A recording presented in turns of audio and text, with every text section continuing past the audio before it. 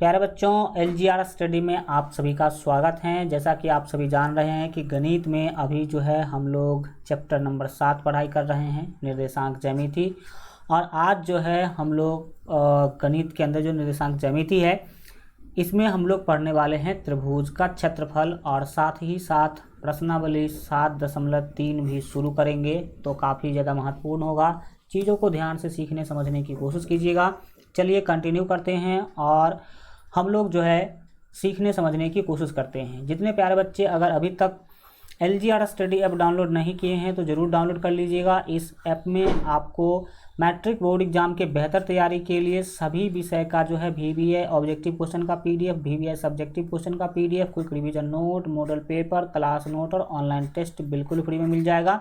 तो यह आप लोग वीडियो के डिस्क्रिप्शन में लिंक है, वहाँ से डाउनलोड कर लीजिए। नहीं तो प्ले स्टोर पर सर्च कीजिएगा एलजीआर स्टडी ऐप, तो वहाँ से भी आप लोग जो है डाउनलोड कर सकते हैं। चलिए शुरू करते हैं और चीज़ों को सीखने समझने की कोशिश कीजिएगा। सबसे फर्स्ट हम यहाँ पर आप देख पा रहे हैं कि हम लोगों को पढ़ना है त्रिभुज का क्षेत्रफल, और त्रिभुज के क्षेत्रफल से रिलेटेड हम लोग बहुत सारे क्वेश्चंस भी क्या करेंगे, बनाएंगे।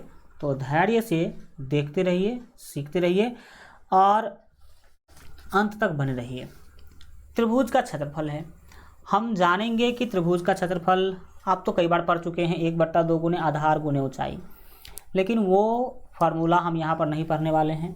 निर्देशांक ज्यामिति के अकॉर्डिंग त्रिभुज का क्षेत्रफल पढ़ने वाले हैं। याद रखिए, अगर ये कोई त्रिभुज ABC है, ये कोई त्रिभुज क्या है, ABC है, और अगर A का निर्देशांक, B का निर्देशांक और C का निर्देशांक दे दिया गया हो तो आपको बोलेगा त्रिभुज का क्षेत्रफल निकालने के लिए। तो उस कंडीशन पर त्रिभुज का क्षेत्रफल कैसे निकालेंगे, यही आपको यहाँ पर क्या करना है, समझना है। तो मान लीजिए कि ये है शीर्ष A, ये शीर्ष A है और शीर्ष A का निर्देशांक है x1, y1। ठीक, शीर्ष B है ये, और शीर्ष B का निर्देशांक अगर मान लीजिए x2, y2 है, और यह है शीर्ष C, और इसका निर्देशांक अगर x3, y3 हो, और तब आपको बोला जाए कि इस त्रिभुज का क्षेत्रफल बताइए, तो जिस सूत्र से हम इस तरह के त्रिभुज का क्षेत्रफल ज्ञात करेंगे वो आपको इसी चैप्टर में क्या करना है, पढ़ाई करना है। तो जब कभी भी आपको किसी त्रिभुज का तीनों शीर्ष दे दिया गया हो और उस स्थिति में आपको त्रिभुज का क्षेत्रफल निकालने के लिए बोला जाए तो आप किस सूत्र का प्रयोग करेंगे वो आप यहाँ पर समझना शुरू कीजिए। देखिए, अगर ऐसा स्थिति हो तो त्रिभुज ABC का क्षेत्रफल क्या होगा वो समझने की कोशिश कीजिए। त्रिभुज ABC का क्षेत्रफल क्या होगा वो समझने की कोशिश कीजिए। इस स्थिति में त्रिभुज ABC का क्षेत्रफल जो होगा वो होगा 1/2 into x1 into y2 minus y3 और plus x2 into y3 minus y1 और plus x3 into y1 minus y2। यही है आपका त्रिभुज का क्षेत्रफल निकालने वाला सूत्र। क्या निकालने वाला सूत्र? तो उस त्रिभुज का क्षेत्रफल निकालने वाला सूत्र जिस त्रिभुज का तीनों शीर्ष आपको दे दिया गया हो। तो चलिए देखते हैं इसको, और डिटेल में हम लोग समझने की कोशिश करते हैं। इसको हल्का हम घेर देते हैं ताकि एकदम स्पेशल आपको दिखाई पड़े। ठीक है, यही जो सूत्र है ये त्रिभुज का क्षेत्रफल निकालने का सूत्र है। त्रिभुज का क्षेत्रफल निकालने का अलग अलग कंडीशन में आपने अलग अलग सूत्र पढ़ा होगा, लेकिन ये सूत्र कब काम आएगा, जब त्रिभुज के तीनों शीर्ष का निर्देशांक दिया गया हो और तब आपको क्षेत्रफल निकालने के लिए बोला जाए तो इस सूत्र का प्रयोग करेंगे। बात करते हैं कि यह सूत्र इतना बड़ा है, याद कैसे रहेगा। ये इतना बड़ा नहीं है, और देखिएगा कि इस सूत्र को कैसे चुटकियों में आप याद कर लेंगे। यहाँ पर बाहर में 1/2 होगा, ये तो सबको याद है पहले से ही कि त्रिभुज के क्षेत्रफल में 1/2 गुने आधार गुने ऊंचाई होता था। ठीक है, तो 1/2 होगा ही होगा। बड़ी कोष्ठ के अंदर देखिए, छोटी कोष्ठ के बाहर x1 होगा, x2 होगा और x3 होगा। अगर छोटी कोष्ठ के अंदर का बात किया जाए तो हमेशा सभी जगह पर y ही होगा। और यहाँ पर देखिएगा कि आपके पास है 1, 2 और 3, क्योंकि x1 y1 y1 y2 y3 और x1 x2 x3 है। तो यहाँ पर आप एक था तो यहाँ पर आपका 2 होगा और इसके आगे क्या होगा, 3 होगा। अब चूंकि 3 तक आप सफ़र कर चुके हैं तो देखिए यहाँ पर, अब यहाँ पर x2 होगा, यहाँ पर x3 होगा। ये तो बाहर की बात है। अंदर की बात क्या है कि जहाँ से ख़त्म हुआ था वहीं से अगला अंदर वाला शुरू होगा। और जो चूँकि 3 लास्ट है तो फिर हम शुरू कर लेंगे 1 से, और फिर ये जहाँ पर ख़त्म हो रहा है अगला वहीं से क्या होगा, शुरू होगा। तो y1 से ख़त्म हुआ था तो y1 से यहाँ पर अगला शुरू हो रहा है और 1 के बाद क्या होगा, 2 होगा। ये लॉजिक आप लगा के याद रखिए, या फिर आपको हम इससे अलग भी लॉजिक देने का कोशिश करते हैं। कुछ भी तरीका अपनाइए लेकिन याद रखने की क्या कीजिए, कोशिश कीजिए। चलिए हम आपको बताते हैं याद रखने का अलग तरीका। ये 1, 2, 3 दिख रहा है तो 123 आप इसको बोल सकते हैं। और ये 2, 3, 1 दिख रहा है तो 231 बोल दीजिए। और फिर 3, 1, 2 दिख रहा है तो इसको 312 बोल सकते हैं। और बात आगे क्या है कि बाहर में x1 होगा, यहाँ भी x होगा और यहाँ भी x होगा, और अंदर में सभी जगह पे y ही होगा। तो इस कंडीशन पर 1, 2, 3 यानी कि 123, 231 और 312 के ट्रिक से आप इसे याद रख सकते हैं। अब बढ़ते हैं हम आगे। आखिर हम देखेंगे कि इस सूत्र के मदद से कैसे किसी क्वेश्चन का आंसर निकाला जा सकता है। तो एक क्वेश्चन हम लोग बनाने जा रहे हैं, ध्यान से समझने की कोशिश कीजिएगा। क्वेश्चन है कि उस त्रिभुज का क्षेत्रफल ज्ञात कीजिए जिसके शीर्ष आपको दे दिए गए हैं। ये तीनों किसी त्रिभुज का शीर्ष है तो हमें इसी त्रिभुज का क्या करना है, क्षेत्रफल निकालना है। चलिए कैसे निकालेंगे ये समझने का आप कोशिश कीजिएगा। मान लेते हैं हम यहाँ पर 1 मिनट, बिल्कुल देखिएगा। मान लेते हैं कि ये ए है, ये बी है और ये सी है, और इस तीनों से एक त्रिभुज बन रहा है। तीनों से एक क्या बन रहा है, त्रिभुज। मान लीजिए कि यही त्रिभुज है जिस त्रिभुज का चर्चा इस क्वेश्चन में चल रहा है। मान लीजिए कि वो त्रिभुज यही है। हम छोटा सा बना रहे हैं ताकि जो चीज़ें हैं जगह कम लगे, बस इसीलिए। ये आपका -3, -5 है, मान लीजिए पहला बिंदु है ये आपका B होगा मान लीजिए। और B का निर्देशांक मान लीजिए कि 3, -2 दिया गया है, 3, -2। और ये C शीर्ष है और C का 2, कितना होगा, 3 होगा। इस तरह से तीनों बिंदु के आपको जो है निर्देशांक मान लीजिए कि इस क्वेश्चन में दिया गया है। अब इस त्रिभुज का क्षेत्रफल निकालना है। इस त्रिभुज का क्या निकालना है, क्षेत्रफल निकालना है। ये एक बात याद रखिएगा यहाँ पर, और पता भी होगा आप लोगों को कि A बिंदु x1 y1 देगा, यानी कि x1 का मान ये और y1 का मान ये। और B बिंदु x2 y2 और y2 देगा। और C बिंदु x3 और y3 देगा। C बिंदु x3 और क्या देगा, y3 देगा। इस कंसेप्ट को आपको याद रखना है। बस मान अब बैठा देना, आपको आराम से त्रिभुज का क्षेत्रफल निकल जाएगा। तो लिखेंगे इसीलिए त्रिभुज ABC का क्षेत्रफल बराबर, ABC का क्षेत्रफल बराबर। तो देखिएगा कैसे त्रिभुज ABC का क्षेत्रफल हम यहाँ पर क्या करेंगे, निकालने वाले हैं। तो त्रिभुज ABC का क्षेत्रफल निकालना है, पहले इसका सूत्र लिखना होगा। सूत्र सभी जानते हैं, 1/2 × x1 × y2 -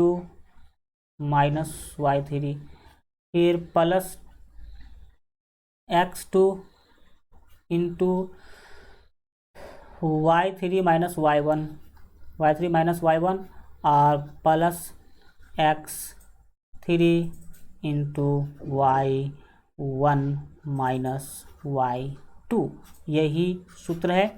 इसमें अब आपको मान बैठाना है, आंसर आराम से मिल जाएगा। तो देखिए ये 1/2 तो 1/2 ही रहेगा, ठीक। बड़ी कोष्ट ले लीजिए, x1 का मान देख लीजिए, यहाँ पर -3 है, तो x1 का मान यहाँ से हम क्या कर लेंगे, -3 ले लेंगे। और फिर छोटी कोष्ट लगा लीजिए, y2 का मान देख सकते हैं कि -2 है, तो यहाँ पर -2 लिख लीजिए।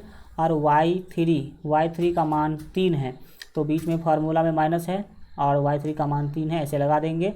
अब x2 का मान 3 दिख रहा है आपको यहाँ पर, x2 का मान 3 है, तो यहाँ पर हम +3 क्या कर देंगे, लिख देंगे। एंड x2 के बाद y3, तो y3 का मान 3 है, तो हम कोष्ट के अंदर क्या करेंगे, 3 लिखेंगे। और फिर माइनस है y1 खुद -5 है, तो -5 और ये वाला माइनस हो जाएगा +5। फिर आपको x3 का वैल्यू 2 दिख रहा है, तो प्लस में यहाँ पर 2 देंगे, इंटू क्या करेंगे y1 माइनस y2, तो y1 का मान -5 और माइनस y2 का वैल्यू -2, तो -2 और ये वाला माइनस हो जाएगा +2, ठीक है। अब ऐसा करने के बाद आप इसको सॉल्व करेंगे अगले स्टेप में। 1/2 जो है वो आपका 1/2 होगा। कोष्ट के अंदर देखिए -3 आपको दिख रहा होगा।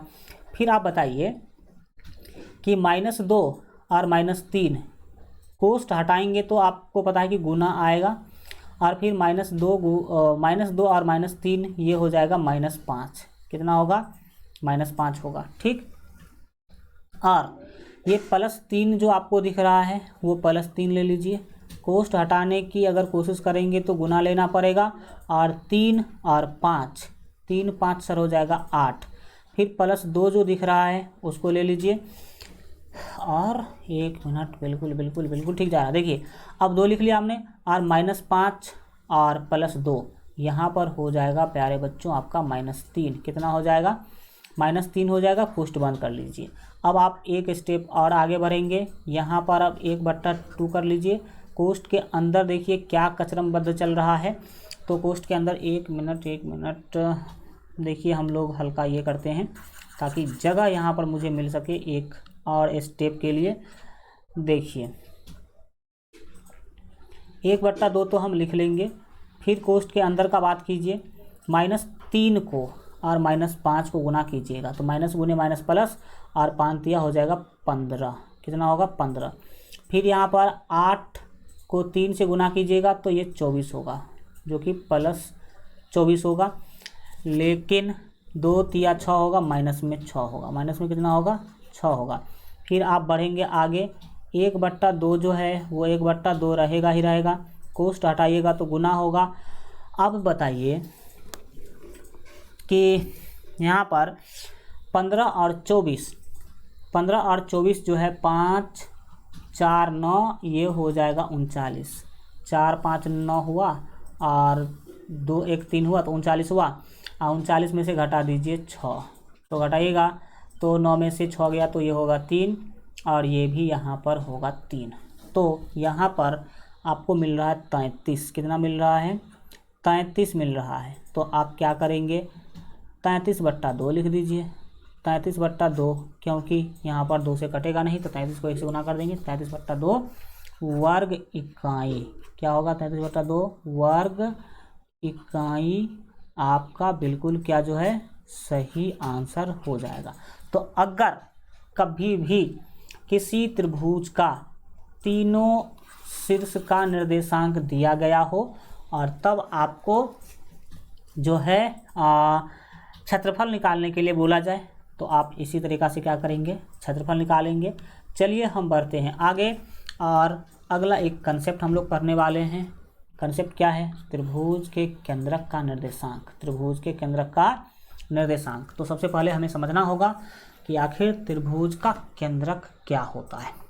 त्रिभुज का केंद्रक क्या होता है ये पहले समझना होगा। तब जाके हम समझेंगे कि उसका निर्देशांक कैसे निकालना है।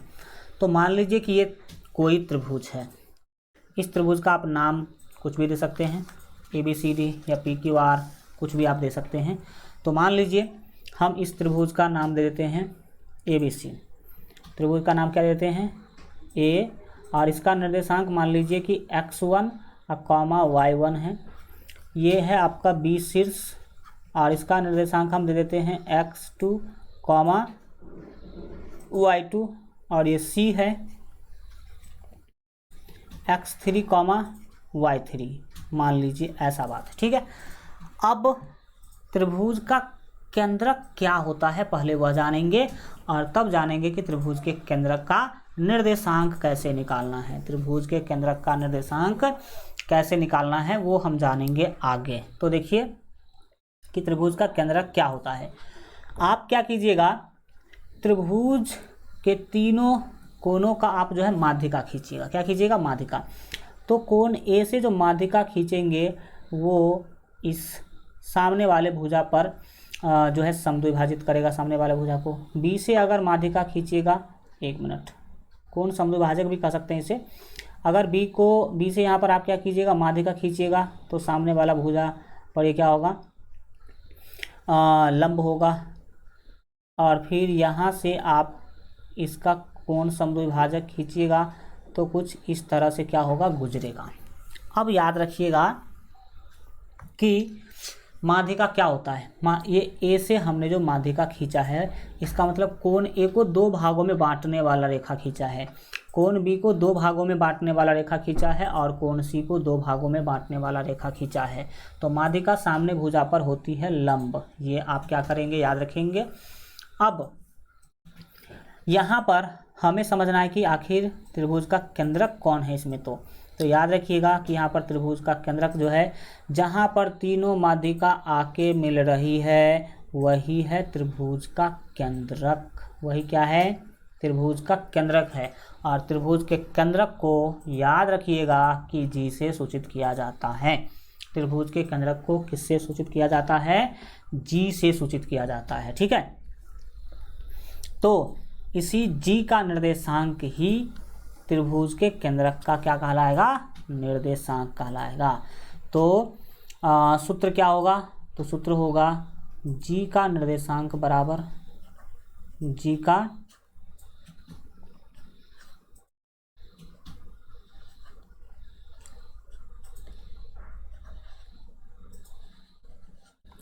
निर्देशांक बराबर क्या सूत्र होगा, समझने का यहाँ पर जो है कोशिश कीजिएगा।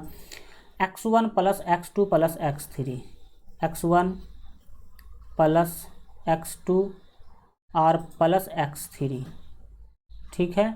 और तीन को जोड़ रहे हैं तो बट्टा में 3 देंगे, ठीक है।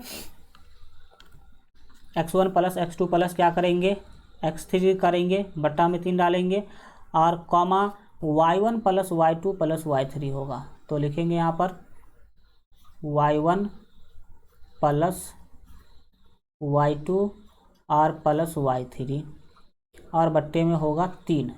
यही जो सूत्र है यही कहलाता है त्रिभुज के केंद्रक का निर्देशांक। ये क्या कहलाता है, तो त्रिभुज के केंद्रक का निर्देशांक कहलाता है। ये सूत्र आपको आराम से याद हो जाएगा, इसमें तो कोई बड़ा झंझट वाला बात नहीं है। क्या सूत्र है, G का निर्देशांक यानी कि त्रिभुज के केंद्रक का निर्देशांक बराबर क्या होता है, तो x1 plus x2 plus x3 बट्टे 3, और y1 plus y2 plus y3 बट्टे 3। अब एक बात यहाँ पर आपको याद रखना है कि त्रिभुज का केंद्रक प्रत्येक माध्यिका को 2:1 में विभाजित करता है। मतलब ये G बिंदु जो है, जैसे कि A से लेकर के यहाँ तक एक माध्यिका जो हमने खींचा, तो उसको किस अनुपात में विभाजित करेगा, तो उसको करेगा 2:1 में विभाजित।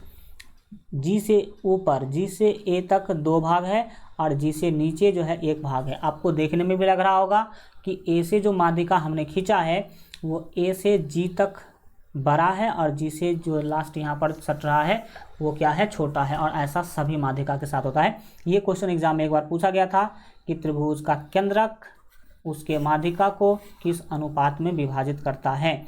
तो बोलिएगा कि त्रिभुज का केंद्रक प्रत्येक माध्यिका को यानी कि सभी माध्यिका को 2:1 में विभाजित करता है। ओके, अब इस वाले कंसेप्ट पर एक क्वेश्चन देखते हैं कि आखिर त्रिभुज का केंद्रक आप कैसे निकाल पाइएगा।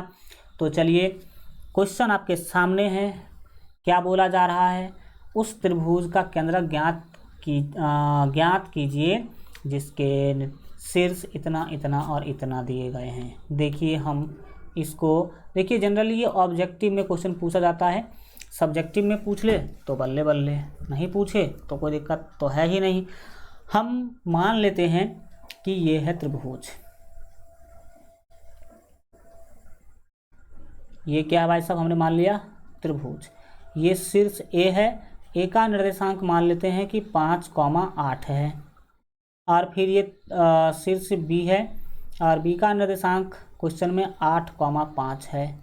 8, कितना है 5, और ये सी का निर्देशांक हम मान लेते हैं कि 2,8 है। 2, कितना है 8 है।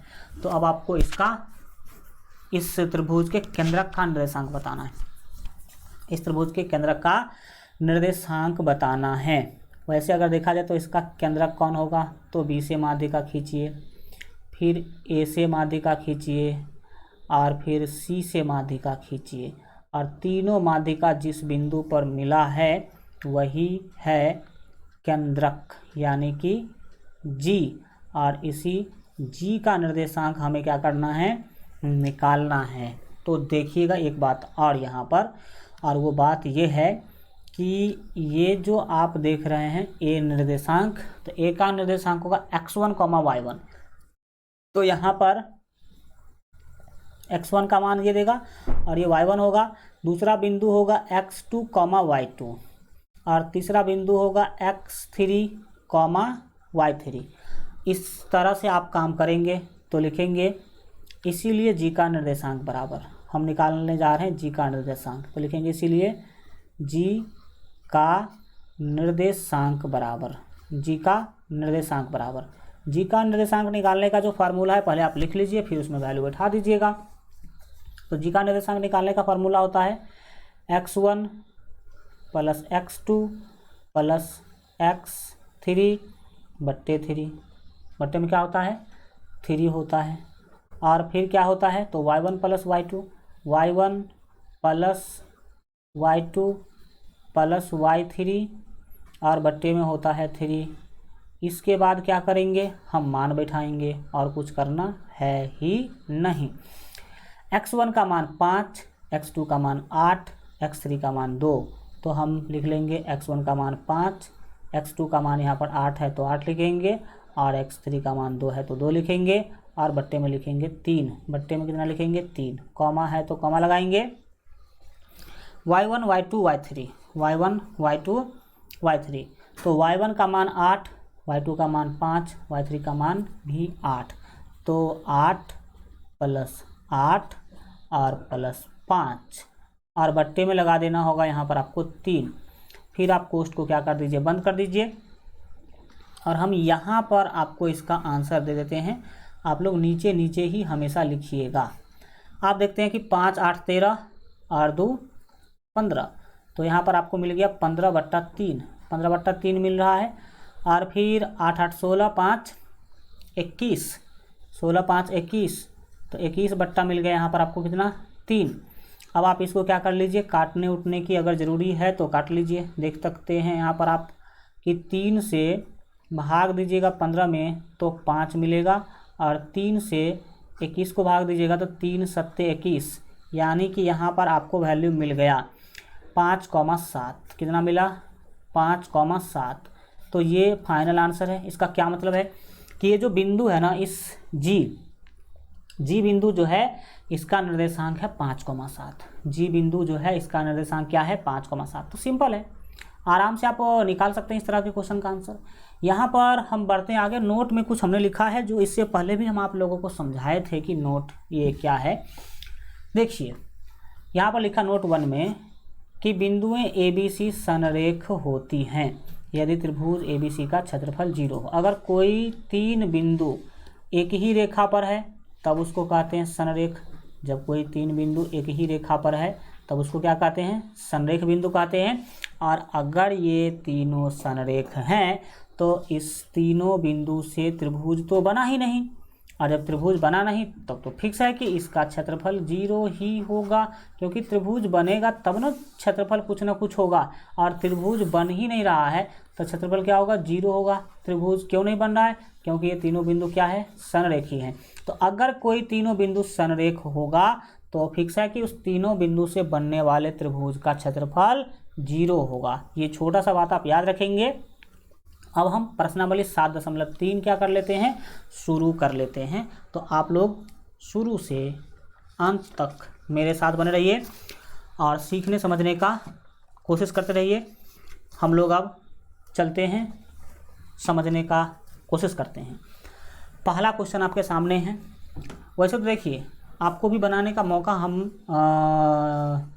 देना चाहिए, लेकिन हम क्या करते हैं, सारा का सारा क्वेश्चन बता देते हैं ताकि आपको कभी कोई दिक्कत ही ना हो। चलो भाई साहब सॉल्व करते हैं। पहला क्वेश्चन क्या बोला, पहले उसको देखिए।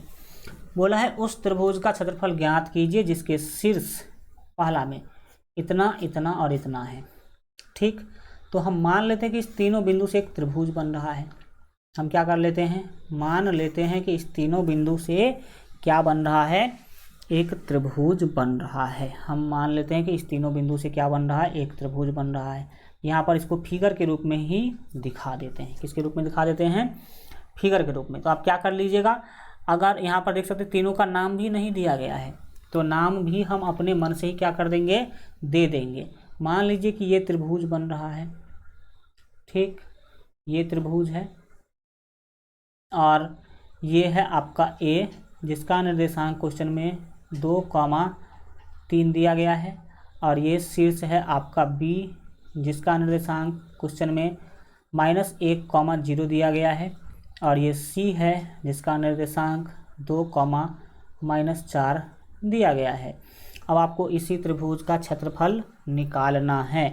तो हम आपको कई बार बता चुके हैं, एक बार और बता देते हैं कि बिंदु ए x1 y1 होता है, x1 y1 होता है। बिंदु बी x2 y2 होता है और बिंदु सी x3 y3 होता है, x3 y3 होता है। तो x1 y1, x2 y2, x3 y3 का मान आपको दिख रहा है स्क्रीन पर। अब हमें डायरेक्ट त्रिभुज ABC का निकालना है क्षेत्रफल। तो लिखेंगे इसीलिए त्रिभुज ABC का क्षेत्रफल, त्रिभुज ABC का क्षेत्रफल। हम त्रिभुज ABC का क्षेत्रफल निकालने के लिए सूत्र का यूज करेंगे। सूत्र क्या होगा, 1/2 into x1 into y2 minus y3 और plus x2 into y3 minus y1 into में प्लस x3 लेना है यहाँ पर आपको, x3 और इंटू y1 माइनस y2, इसी सूत्र में आपको वैल्यू बैठाना है, आपको आंसर मिल जाएगा। तो चलिए हम बढ़ते हैं और इसको सॉल्व करने का प्रयास करते हैं। क्या होगा, देखने, सीखने, समझने की कोशिश कीजिएगा। सिंपल है। क्या होगा, यहाँ पर 1/2 जो है वो 1/2 रखेंगे, कोष्ठ के अंदर वैल्यू बैठाएंगे। x1 का मान आप देख लीजिए कि है 2, तो यहाँ पर हम 2 लिख देंगे, चलो ठीक है। फिर कोष्ठ के अंदर देखिए y2, तो y2 का मान 0 है, तो हम यहाँ पर 0 लिखेंगे। और फिर माइनस है, फार्मूला में तो माइनस होगा। और y3 का जो मान है वो -4 है, तो -4 और ये वाला माइनस हो जाएगा +4। कितना हो जाएगा, +4 हो जाएगा। और फिर x2 का मान रखना है, तो x2 का मान देख लीजिए यहाँ पर है -1, तो यहाँ पर आपको -1 लिख लेना है। कोष्ठ के अंदर आपको y3 का मान देना है, तो y3 का मान आप देख सकते हैं कि -4 है, तो यहाँ पर आपको क्या लिख लेना है, -4 लिख लेना है। और फार्मूला में जो माइनस है वो लिख लीजिए। और y1 का जो मान है वो आप देख सकते हैं कि 3 है, तो हम यहाँ पर 3 क्या कर देंगे, रख देंगे। फिर कोष्ठ बंद। और x3 का मान है 2, तो यहाँ पर हम लिखेंगे +2। और कोष्ठ के अंदर y1 माइनस y2, तो y1 का मान है 3 और y2 का मान है 0, तो 3 माइनस 0 करना होगा। फिर कोष्ठ वगैरह बंद कर दीजिए। फिर आइए अगले स्टेप में हम लोग करते हैं। 1/2 जो है वो 1/2 रहेगा। कोष्ठ को ऐसे कर लीजिए, ये 2 है तो 2 लिखेंगे। अब आप देखिए 0 + 4 कितना होगा, तो सर ये 4 ही होगा। कोष्ठ हटाइएगा तो गुना आ जाएगा, तो 2 को 4 से गुना कर देंगे। अब ये जो -1 दिख रहा है, हाँ बिल्कुल ठीक है, माइनस लिख लीजिए और 1 जो है वो 1 लिख लीजिए। और -4 -3 -7 होगा। माइनस कितना होगा सर, 7 होगा। और फिर +2 जो है वो लिख लीजिए। कोष्ठ हटाइएगा तो गुना, 3 में से 0 घटाइएगा तो ये 3 ही होगा। अब अगले स्टेप में चलिए। 1/2 जो है वो तो लिखेंगे ही लिखेंगे, 1/2। फिर कोष्ठ के अंदर देखिए कि क्या कारनामा हो रहा है। तो 4 दूना ये प्यारे बच्चों आपका हो जाएगा 8। 4 दूना कितना हो जाएगा, 8 हो जाएगा। तो 4 दूना हम क्या करेंगे, 8 करेंगे। तो लिखो 4 दूना 8, यहाँ पर 4 दूना 8 लिख दिए। फिर आप देखेंगे कि -1 को -7 से गुना कीजिएगा तो माइनस गुने माइनस प्लस, 7 गुने 1 7 ही होगा, यानी कि +7 हो गया। और फिर बाएं आएंगे, +2 तिया 6 होगा। 2 को 3 से गुना कीजिएगा तो प्लस में क्या होगा, आपको यहाँ पर मिल जाएगा 6। फिर आगे बढ़ेंगे और फिर देखिए 1/2 जो है वो 1/2 होगा। फिर ये आप देख रहे हैं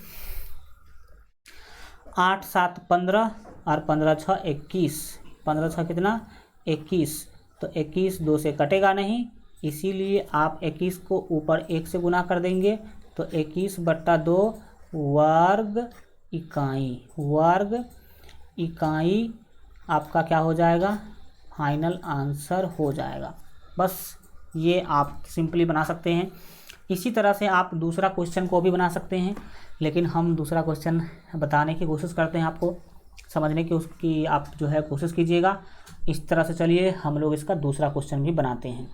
दूसरा क्वेश्चन यहाँ से नहीं बनाएंगे हम, चलिए फिर इस पेज से ही बना लेते हैं, क्या दिक्कत है।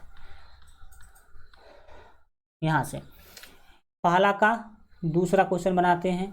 दूसरा क्वेश्चन बनाने के लिए सबसे पहले क्या कर लेंगे, हम त्रिभुज बना लेते हैं, जिसके शीर्ष वगैरह का हम क्या करेंगे, इसमें चर्चा करेंगे। तो मान लीजिए कि ये त्रिभुज है जिसमें ये ए है, ये आपका बी है और ये आपका सी है। याद रखिएगा कि हमेशा एंटी क्लॉकवाइज में आपको ABC लिखना है, घड़ी के घूमने के विपरीत दिशा में ABC लिखना है। अगर यहाँ पर जहाँ पर C है वहाँ पर अगर आप B को दे दीजिएगा, जहाँ पर B है वहाँ पर C को दे दीजिएगा, तो आंसर में लग जाएगा माइनस। आंसर में क्या लग जाएगा, माइनस लग जाएगा। तो हम ABC तीनों का निर्देशांक लिखते हैं। एक का निर्देशांक मान लीजिए कि -5, -1 दिख रहा है आपको, तो यहाँ 1 मिनट यहाँ पर लिख देते हैं -5, -1, -5, -1। बी का निर्देशांक देखिए 3, -5, तो हम यहाँ पर 3, -5 लिख देंगे, 3, -5। और फिर सी का निर्देशांक लिखेंगे 5, 2, तो हम 5, यहाँ पर क्या करेंगे, लिख देंगे 2, 5, 2 लिख देंगे। अब क्या होगा, सोच समझने की आप कोशिश कीजिए। यहाँ पर हम क्या करेंगे, इस त्रिभुज का क्षेत्रफल निकालेंगे, और तो कुछ करना है नहीं। तो लिखेंगे इसीलिए त्रिभुज ABC, आप चाहे तो PQR भी लिख सकते हैं। तो हम लिखे ABC, तो लिखेंगे त्रिभुज ABC का क्षेत्रफल बराबर, त्रिभुज ABC का क्षेत्रफल बराबर, क्षेत्रफल का सूत्र जो होता है उसको लिख लीजिए, 1/2 into x1 into y2 minus y3 और plus x2 into y3 minus y1, y3 minus y1, और फिर इंटू में क्या होगा, x3 into y1 minus y2, y1 minus y2, ये आप करेंगे। और फिर हम बढ़ जाएंगे आगे। फिर हम क्या करेंगे, आगे बढ़ेंगे। तो यहाँ पर आप समझने और सीखने का कीजिएगा कोशिश। क्या होगा समझिए, आप इसमें केवल आप मान बैठाइए, बाकी सब कुछ तो हो ही चुका है। 1/2 जो है प्यारे बच्चों वो 1/2 ही होगा। 1 मिनट रुक जाइए। देखिए जो 1/2 है उसको 1/2 लिख लीजिए। कोष्ठ के अंदर जो भी मान बैठाना बैठाइए। x1 का मान यहाँ पर आपको 5 दिख रहा है, -5 सॉरी, तो -5 लिख देंगे। फिर कोष्ठ बंद करेंगे। y2 का मान आपको दिख रहा है -5, तो इसको भी -5 लिखेंगे। फिर फार्मूला में माइनस है, लेकिन y3 का मान है 2, तो हम यहाँ पर 2 लिख देंगे। फिर x2 का मान आप 3 दे सकते हैं, 3 है तो हम 3 दे देंगे। और फिर y3 का मान 2 ही है, और माइनस y1 का मान है -1, तो -1 और ये वाला माइनस +1 हो जाएगा। फिर आप देखेंगे x3 का मान, तो x3 का मान 5 है, तो हम +5 है तो +5 लिख लेंगे। y1 का मान -1 है और फार्मूला में माइनस, और y2 का मान है आप देख सकते हैं कि -5, y2 का मान -5 और ये -+5 हो जाएगा। ठीक है, अब इसको आप फास्टली सॉल्व कर लीजिए। सॉल्व करने जाएंगे तो 1/2 जो है 1/2 होगा। कोष्ठ के अंदर देखिए -5 आपको दिख रहा है, कोष्ठ हटाएंगे तो गुना होगा, और -5 - 2 ये हो जाएगा -7। फिर +3 दिख रहा है तो +3 लिख लीजिए।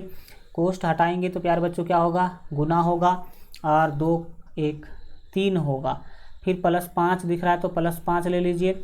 कोष्ठ हटाएंगे तो गुना होगा, और -1 +5 ये हो जाएगा +4। ठीक है, क्योंकि 5 में से घटाएंगे तो 4 ही होगा।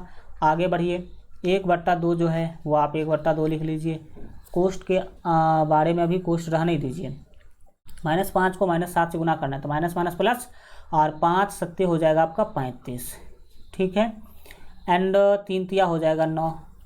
फिर आप देखेंगे आगे 5 चौके होगा 20, 5 चौके कितना होगा 20 होगा।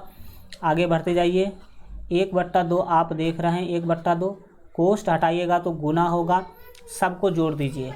35 और 9, 35 9 प्यारे बच्चों हो जाएगा आपका 44। 35 9 कितना होगा 44, क्योंकि 35 5 40 और 4 44, 44 और 20 जो है होगा 64।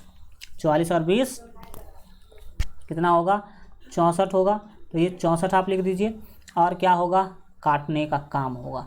2 से 64 में भाग दीजिएगा तो मिलेगा आपको 32। कितना मिलेगा 32 मिलेगा, यानी कि आपको आंसर मिल गया 32। यहाँ पर आप लिख सकते हैं कितना, तो 32 वर्ग इकाई, 32 वर्ग इकाई। मैं 32 वर्ग इकाई क्यों लिख रहा हूँ, वर्ग इकाई क्यों लिख रहा हूँ, क्योंकि वर्ग मतलब स्क्वायर। क्षेत्रफल जो होगा, किसी का क्षेत्रफल हमेशा स्क्वायर में होता है, इसीलिए हम यहाँ पर 32 वर्ग इकाई लिख रहे हैं सभी में। ठीक है, अब बढ़िए आप आगे क्वेश्चन नंबर 2 के लिए। क्वेश्चन नंबर 2 के लिए हम क्या करते हैं, आगे बढ़ते हैं। अब आप समझने सीखने की क्वेश्चन नंबर 2 को जो है कोशिश कीजिएगा। आगे आपके सामने क्वेश्चन नंबर 2 क्या पूछ रहा है, पूछ रहा है कि निम्नलिखित में से प्रत्येक में के का मान ज्ञात कीजिए। कौन के भाई, तो यहाँ जो के दिख रहा है पहला क्वेश्चन में उसका, और दूसरा में जो यहाँ के दिख रहा उसका, ताकि तीनों बिंदु समरेखी हो। भाई साहब के का मान ज्ञात करना है, किस कंडीशन पर, कंडीशन दे दिया क्या कि ये तीनों बिंदु समरेखी है, यानी कि एक ही रेखा पर है।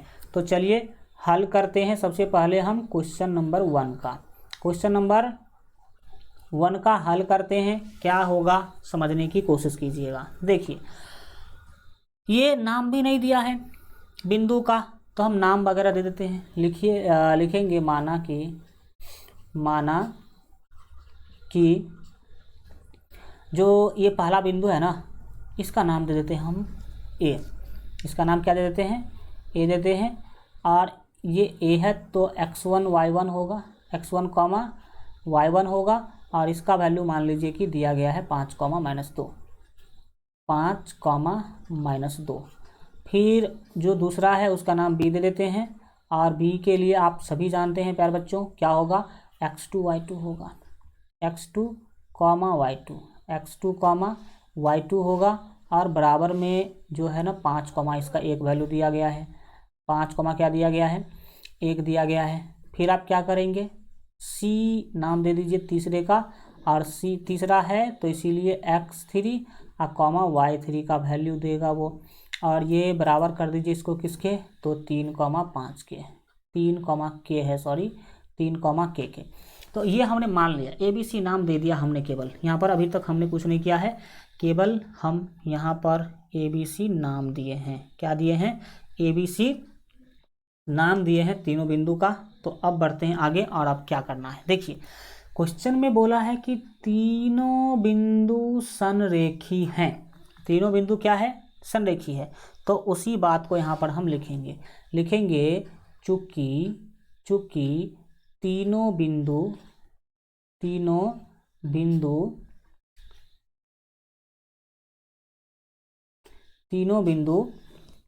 है ना संरेख हैं या संरेखी है। तीनों बिंदु क्या है, संरेखी है। तीनों बिंदु संरेखी हैं। अब आपको पता होगा कि अगर कोई 3 बिंदु संरेख होता है तो उस तीनों बिंदु से बनने वाले त्रिभुज का क्षेत्रफल 0 के बराबर होता है।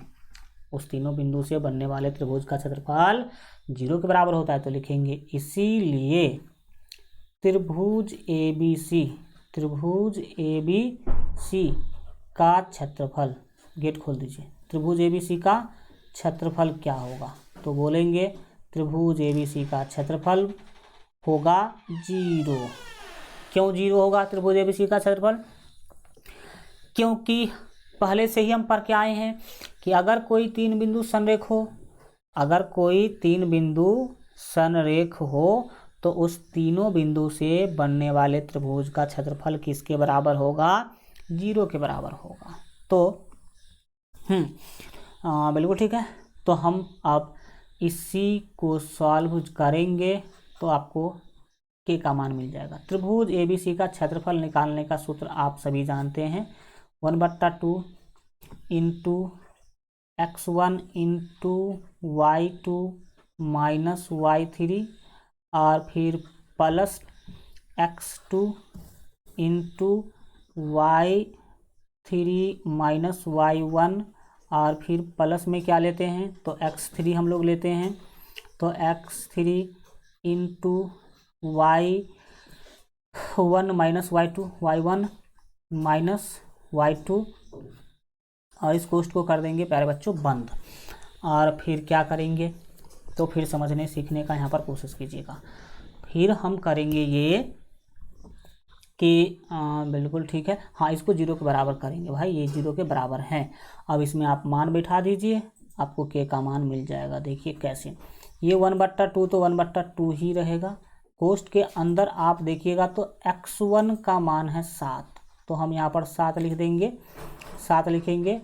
और फिर जो आपका y2 है, तो y2 का मान 1 है, तो y2 का मान यहाँ पर हम 1 लिखेंगे, ठीक है। और बीच में माइनस है तो माइनस लिखेंगे। y3, तो y3 का मान k है, तो यहाँ पर हम लिख देंगे k। फिर प्लस x2 का मान 5 है, तो यहाँ पर हमें प्लस 5 क्या करना होगा, लिखना होगा। और फिर क्या करेंगे, हम फिर करेंगे यहाँ पर y3, बिल्कुल ठीक है, y3 का मान k है, तो फिर से हम यहाँ पर k लिखेंगे, माइनस है बीच में तो माइनस, और y1 का जो मान है ना वो -2 है, ठीक। तो -2 और यहाँ पर माइनस, ये +2 हो जाएगा। फिर x3, तो x3 का मान 3 है, तो यहाँ पर हम +3 लिखेंगे, ठीक। कोष्ठ के अंदर देखिए y1 माइनस y2, तो y1 का मान है -2 और माइनस y2, तो y2 का मान जो है वो 1 है, तो हम यहाँ पर 1 लिख देंगे। फिर कोष्ठ को बंद करके इसको 0 के बराबर कर लेंगे, और फिर अगले स्टेप में देखिएगा कि क्या होने वाला है। 1/2 जो है वो 1/2 लिख लीजिए। कोष्ठ के अंदर क्या हो रहा है देखिएगा, आप 7 से 1 को गुना कीजिएगा तो 7 होगा, माइनस है तो माइनस, 7 को k से गुना कीजिएगा तो 7k होगा। अब यहाँ पर फिर प्लस लिख लीजिए, 5 को k से गुना कीजिएगा तो 5k होगा, और फिर 5 को 2 से गुना कीजिएगा तो 10 होगा। ये बात आपको समझ में आ रहा होगा। और फिर इसी तरह से हम काम करते क्या करेंगे, आगे बढ़ेंगे। 5 को 2 से गुना कर दिया आपने तो 5 गुना हो गया 10। और फिर 3 को -2 से गुना करेंगे, 3 को -2 से गुना करेंगे तो क्या होगा, ये 3 को अगर -2 से गुना कीजिएगा तो क्या होगा देखिएगा, 3 दूना 6 होगा -6, 3 दूना -6 और 3 को -1 से गुना कीजिएगा तो -3 होगा। फिर कोष्ठ को बंद कर देंगे, दाहिने में 0 लिख देंगे। अब बढ़ते हैं हम अगले स्टेप में, आप भी यहाँ पर समझने की कोशिश कीजिएगा। 1/2 जो है वो 1/2 होगा, कोष्ठ के अंदर ही अभी हम रहेंगे। देखिए पहले के बारे में सोच लीजिए, तो -7 और +5 कितना होगा, ज़रा एक मिनट आप सोचिए, क्या यहाँ पर जो है आपको मिलने वाला है, क्या होने वाला है यहाँ पर, वो आप देखने और बताने की कोशिश कीजिए। तो सिंपल है, देखिएगा क्या करेंगे हम लोग, नहीं करेंगे तो होगा यहाँ पर ये कि -7 और +5 -2 के हो जाएगा। क्या हो जाएगा, हो जाएगा -2 के। और फिर आइए पीछे और देखिए कि कितना होने वाला है, क्या होने वाला है। तो आप यहाँ पर देख रहे हैं 7 और ये 10 कितना होगा, 17 होगा। 17 में से 6 घटा दिए तो 11 बचा, 11 में से 3 घटा देंगे तो 8 बचेगा, 11 में से 3 घटाएंगे तो कितना बचेगा, 8 बचेगा। तो +8 हम क्या कर देंगे, वहाँ पर लिख देंगे। बात है समझ में आ रहा है कि नहीं आ रहा है, बस वही काम आप करते जाइए। तो यहाँ पर +8 आप क्या कर देंगे, लिख देंगे और इसको 0 के बराबर कर देंगे। फिर आप क्या करिए, ये जो 1/2 दिख रहा है ना, इसको बराबर के उस साइड भेज दीजिए। 1/2 को बराबर के उस साइड भेजिएगा तो -2 के और +8 बराबर हो जाएगा 0। बोलेंगे कैसे, तो ये 1/2 दाहिने गया तो बन गया 0, क्योंकि 0 के नीचे आएगा तो 0 बन जाएगा। फिर आप क्या करेंगे, के का मान निकालने के लिए यहाँ पर आप -2 के को बाएं रखिए, -8 हो जाएगा अगर +8 को दाहिने भेजिएगा तब, और आपका काम बन गया।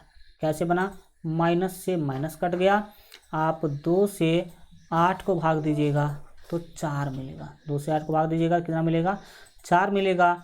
इस तरह आपको के बराबर 4 आंसर ही क्या हो गया, मिल गया। अब जिस तरह से आपने इसको बनाया है इसी तरह से आप इसके क्वेश्चन 2 को भी क्या कर लेंगे, बना लेंगे। चलिए हम 2 को भी बना ही लेते हैं। हम मान लेंगे कि ABC कौन है और फिर यही बात, यही स्थिति हम बनाएंगे। तो चलिए इसके दूसरा क्वेश्चन को क्या करते हैं, ठीक है बट यहाँ से ही शुरू कर लेते हैं। दूसरा क्वेश्चन को सॉल्व करना हम यहाँ से ही क्या कर लेते हैं, शुरू कर लेते हैं।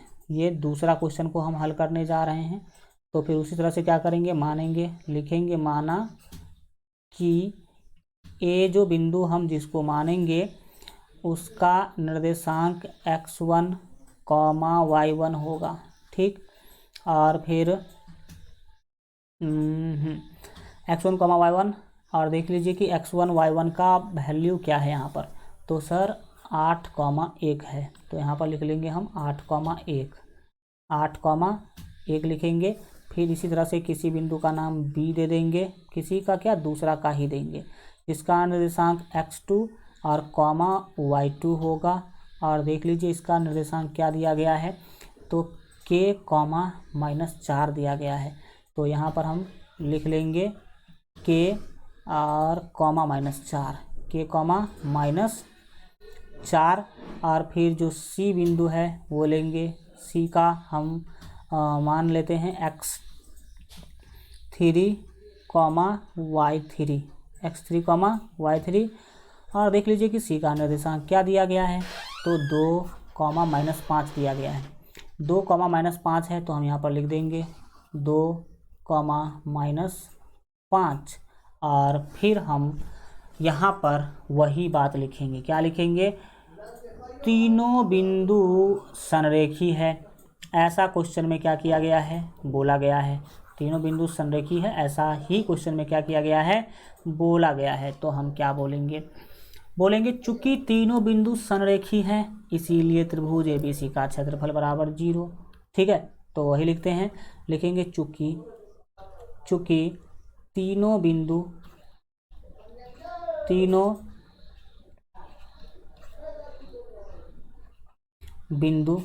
संरेखी हैं, चूंकि तीनों बिंदु संरेखी हैं इसीलिए क्या होगा प्यारे बच्चों, तो इसीलिए तीनों बिंदु से बनने वाले जो त्रिभुज होगा उसका क्षेत्रफल 0 होगा, यानी कि त्रिभुज ABC का क्षेत्रफल बराबर क्या होगा, 0 होगा। त्रिभुज ABC का क्षेत्रफल क्या होगा, 0 होगा। अब हम इसी से क्या कर लेंगे, तो बना लेंगे मतलब चीज़ों को। चलिए देखते हैं। अच्छा,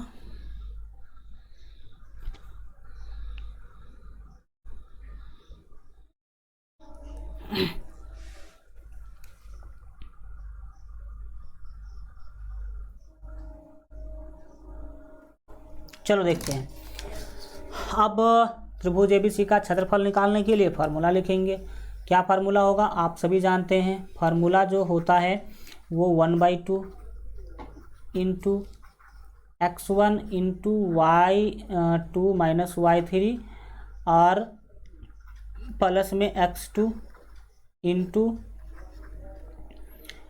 y3 माइनस y1 और फिर प्लस में होगा आपका x3 into y1 minus y2।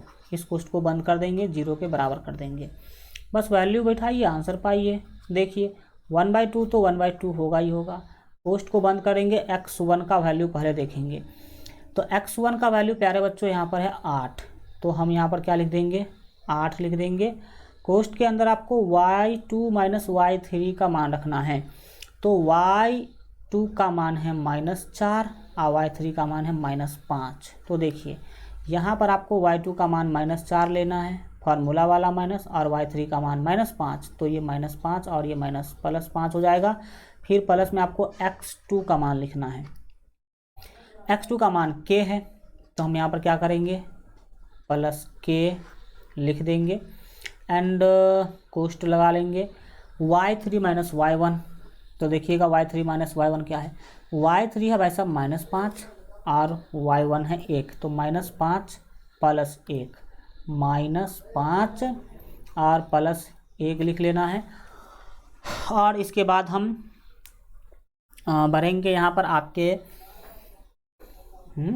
एक मिनट, -5 अब +1 कैसे होगा भाई, y1 का मान 1 है लेकिन फार्मूला में तो माइनस है ना, यही मिस्टेक नहीं करना आपको, नहीं तो फिर क्या होगा, कभी भी आंसर आपका नहीं मिल पाएगा। ये है। अब x3 का मान हम रखेंगे, तो x3 का मान देख लीजिए, x3 का मान यहाँ पर प्यारे बच्चों 2 है, तो हम x3 का मान 2 है तो यहाँ पर क्या रख लेंगे, +2 लिखेंगे। और कोष्ठ के अंदर y1 माइनस y2, तो देखिए y1 माइनस y2 क्या है, तो y1 जो है वो है आपका 1 और y2 है -4, तो क्या होगा, यहाँ पर 1 और फार्मूला वाला माइनस और वो है -4, तो -4 हो जाएगा +4। ठीक है, कोष्ठ को बंद कर दिए, 0 के बराबर कीजिए। क्या होगा समझने की कोशिश कीजिएगा, 1/2 जो है वो 1/2 होगा। कोष्ठ के अंदर देखिए 8 दिख रहा है और गुना का साइन आएगा, 5 माइनस 4 1 होगा, प्लस में k है तो k लिख लीजिए, और -5 और -1 क्या होगा सर, -6 होगा। फिर प्लस में आपका 2 है और 4 1 हो जाएगा 5। इस तरह से आप यहाँ तक आ चुके हैं। और फिर देखिए आगे क्या होने वाला, एक काम करो, 1/2 जो है ना इसको अभी ही भेज देते हैं हम। अच्छा रुक, रहने दो, अभी रहने दो, 1/2 आप लिख लीजिए।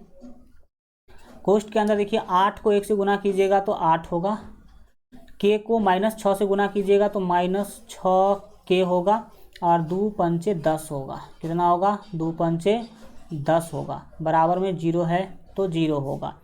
अब आप काम यह कीजिए कि जो 1/2 है ना उसको दाहिने भेज दीजिए और कोष्ठ को हटा लीजिए आप अभी ही। तो इससे क्या फ़ायदा होगा, जो -6k दिख रहा है वो -6k लिख लीजिए। 8 और 10 हो जाएगा आपका 18 और फिर दाहिने में हो जाएगा 0। क्या किया मैंने, 1/2 को दाहिने भेज दिया बराबर के दाहिने साइड, तो 0 के नीचे गया तो वो भी बन गया भाई साहब 0, लड्डू बन गया। अब आपको k का मान निकालना है तो बस आगे स्टेप सॉल्व करते जाइए। -6k बराबर ये 18 जाएगा तो -18 हो जाएगा। अब यहाँ पर आप काट सकते हैं तो काट दीजिए, माइनस से माइनस कट जाएगा। 6 से 18 को भाग दीजिएगा तो 6×18, 6 क्या होगा 18 होगा। फिर बढ़ेंगे आप आगे, ये k जो है k लिख लीजिए और फिर ये जो 3 है वो 3 लिखिए। k जो है वो k लिख लिया आपने और दाहिने में 3 है वही 3 होगा भाई साहब आंसर। आपको बुवाने की कोई ज़रूरत अब नहीं है, यानी कि k का मान यहाँ पर आपको मिल गया 3। अब हम इसी तरह से बढ़ेंगे आगे और अगले क्वेश्चन का भी क्या करेंगे, संहार करेंगे। तो आइए आप लोग ध्यान से समझने सीखने की क्या कीजिएगा, कोशिश कीजिएगा। आपके सामने आ चुका है बहुत ही अच्छा वाला क्वेश्चन, ठीक है। 1 मिनट आप लोग क्वेश्चन पढ़िए, हम देखते हैं मतलब कितने क्लास कितने मिनट तक का हो चुका है, तो फिर टाइम बचा होगा तो फिर हम आगे क्या करेंगे, बढ़ेंगे, ठीक है। 1 मिनट, अच्छा चलिए चलते हैं इस क्वेश्चन को। 1 मिनट आप लोग तब तक पढ़िए। चलिए आज के क्लास को मतलब यहीं तक रखते हैं, क्योंकि अगर आप आगे बढ़ते हैं तो क्लास बहुत ही ज़्यादा लंबा हो जाएगा और कुछ 3 क्वेश्चन बचा हुआ है, तो 3 क्वेश्चन 10 मिनट में होगा नहीं, तो टाइम लगेगा ज़्यादा, तो इसलिए हम आज के क्लास को यहीं रखेंगे और अगले क्लास में आपका ये चैप्टर पूरा 100% क्या हो जाएगा, कंप्लीट हो जाएगा। Good bye, thank you so much, मिलेंगे अगले वीडियो में।